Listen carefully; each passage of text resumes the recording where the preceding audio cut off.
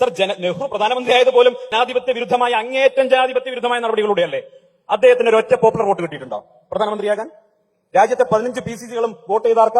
സർദാർ വല്ലഭായ് പട്ടേലിനല്ലേ? നെഹ്റുവിന് ഒരു അല്പം ജനാധിപത്യത്തിൽ വിശ്വാസം ഉണ്ടായിരുന്നെങ്കിൽ പറയേണ്ടിരുന്നില്ലേ വോട്ട് കിട്ടിയത് പട്ടേലിനാണ്, മൂപ്പരാവട്ടെ, ഞാൻ വേണ്ടാന്ന് പറയേണ്ടിരുന്നില്ലേ? ചെയ്തോ? ഇല്ല, ഞങ്ങളുടെ ആയിക്കോളാന്ന് പറഞ്ഞു, കണാറിന്റെ പോലെ ഞാൻ ആയിക്കോളാന്ന് പറഞ്ഞു. അങ്ങനെയാണ് നെഹ്റുവിടെ പ്രധാനമന്ത്രിയാകുന്നത്. അങ്ങേയറ്റം ജനാധിപത്യ വിരുദ്ധമായ രീതിയിൽ നെഹ്റു പ്രധാനമന്ത്രിയാകുന്നു. പ്രധാനമന്ത്രി ആയിട്ട് ചെയ്തെന്താ? എല്ലാവരും അഭിപ്രായ സ്വാതന്ത്ര്യത്തെ കുറിച്ച് പറയുന്നു. രാജ്യത്തെ ഭരണഘടന നൽകിയ അഭിപ്രായ സ്വാതന്ത്ര്യത്തിന് മേൽ ആദ്യത്തെ അമെന്റ്മെന്റ് കൊണ്ടുവന്ന് ആ അഭിപ്രായ സ്വാതന്ത്ര്യത്തെ കർട്ടയിൽ ചെയ്താരാ? റീസണബിൾ റെസ്ട്രിക്ഷൻ കൊണ്ടുവന്നതാരാ? നെഹ്റു അല്ലേ? അന്ന് അതിനെ കമ്മ്യൂണിസ്റ്റുകാർ പോലും വേണ്ട രീതിയിൽ എതിർത്തില്ല കേട്ടോ. ആകെ എതിർത്തത് ശ്യാമപ്രസാദ് മുഖർജിയെ പോലെയുള്ള ആളുകളാണ്. Article 19 Romesh Thapar versus state of Madras എന്ന് വായിച്ചു നോക്കിയാൽ മതി. ഒരു അൾട്രാ ലെഫ്റ്റിസ്റ്റ് ആയിരുന്ന കമ്മ്യൂണിസ്റ്റുകാരനായിരുന്ന റൊമേഷ് താപ്പർ, അദ്ദേഹത്തിന്റെ ക്രോസ് റോഡ്സ് എന്ന് പറയുന്ന പ്രസിദ്ധീകരണം മദ്രാസിൽ വിൽക്കാൻ സമ്മതിക്കില്ലാതെ സെൻസർ ഏർപ്പെടുത്തിയ സമയത്ത് അദ്ദേഹം കോടതിയിൽ പോയി അനുകൂലമായ വിധി സമ്പാദിച്ചു. അതോടൊപ്പം ആ കേസിൽ കക്ഷി ചേർന്നത് RSSന്റെ പ്രസിദ്ധീകരണമായിരുന്ന ഓർഗനൈസർ ആയിരുന്നു. ആ ഓർഗനൈസറും അതുപോലെ തന്നെ റൊമേഷ് താപ്പറിന്റെ ക്രോസ് റോഡ്സും അതിനനുകൂലമായി സുപ്രീം കോടതി വിധി ഉണ്ടായപ്പോഴാണ് ആദ്യത്തെ അമെന്റ്മെന്റ് കൊണ്ടുവരുന്നത്. ആ അമെന്റ്മെന്റിന്റെ തുടക്കത്തിൽ പറഞ്ഞിട്ടുണ്ട്, കോടതി വിധിയെ മറികടക്കാൻ വേണ്ടി ഭൂരിപക്ഷം ഉപയോഗിച്ചുകൊണ്ട് ഇന്ത്യയുടെ ഭരണഘടന മാറ്റി നമ്മുടെ അഭിപ്രായ സ്വാതന്ത്ര്യം ഇല്ലാതാക്കിയ ആളുടെ പേരാണ് ജവഹർലാൽ നെഹ്റു. ഒരു കാര്യം കൂടി പറഞ്ഞ് അവസാനിപ്പിക്കാം.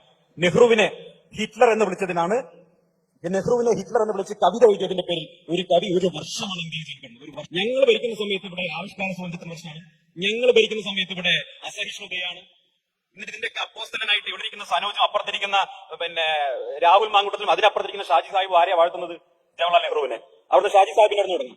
ഷാജി സാഹിബിന്റെ പാർട്ടി നെഹ്റു വിളിച്ചത് ചത്തകുതിരാണ്.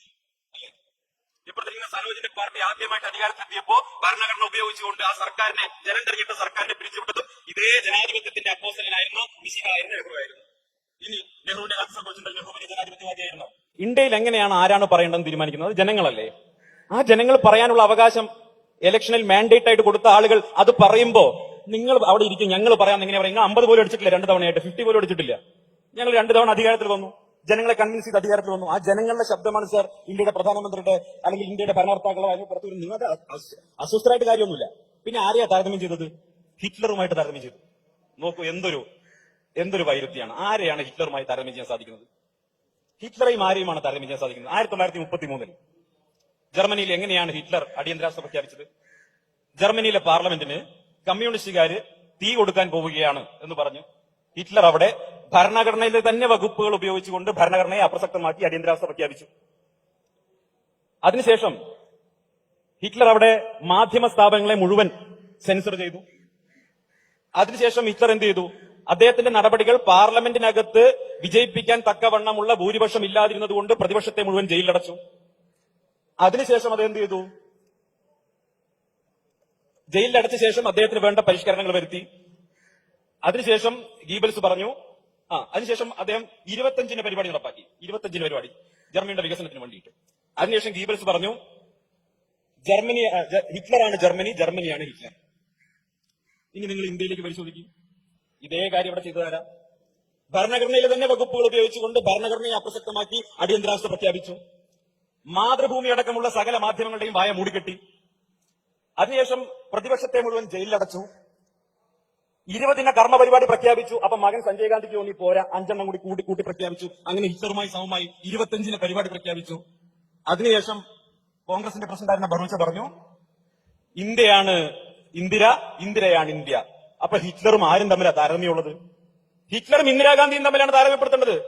ഈ രാജ്യത്ത് അടിയന്തരാവസ്ഥയും പ്രഖ്യാപിച്ച് ഭരണഘടനയും ഇല്ലാതാക്കി പ്രതിപക്ഷത്തെ മുഴുവൻ ജയിലിലടച്ച് ഈ മാധ്യമങ്ങളെ മുഴുവൻ സെൻസർ ചെയ്ത്, അന്ന് അദ്വാനിജിയുടെ വളരെ പ്രശസ്തമായിട്ടുള്ള ഒരു വാക്കുണ്ട്, ഇന്നും പലപ്പോഴും പ്രയോഗിക്കാറുണ്ട്, മാധ്യമങ്ങളോട് കുനിഞ്ഞു നിൽക്കാനാണ് ആവശ്യപ്പെട്ടത്, പക്ഷെ മുട്ടിലിഴഞ്ഞു കേരളത്തിൽ പ്രത്യേകിച്ചും. അതുകൊണ്ടാണ് അടിയന്തരാവസ്ഥക്കാലത്തിന് ശേഷം അക്ഷരം വായിക്കാൻ അറിയാത്ത, കൂട്ടി വായിക്കാൻ അറിയാത്ത നിങ്ങളൊക്കെ കളിയാക്കുന്ന ഉത്തരേന്ത്യക്കാരൻ ഇന്ദിരാഗാന്ധിയെ പരാജയപ്പെടുത്തിയപ്പോ അടിയന്തരാവസ്ഥയ്ക്ക് അനുകൂലമായി കേരളത്തിൽ ജനവിധിയുണ്ടായത്.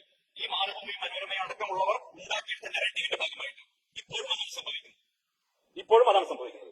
അപ്പൊ ഹിറ്റ്ലറെയും ഇന്ദിരാഗാന്ധിയെയുമാണ് താരതമ്യം ചെയ്യേണ്ടത്. ഹിറ്റ്ലറുടെ ആശയങ്ങളും കോൺഗ്രസിന്റെ ആശയങ്ങളും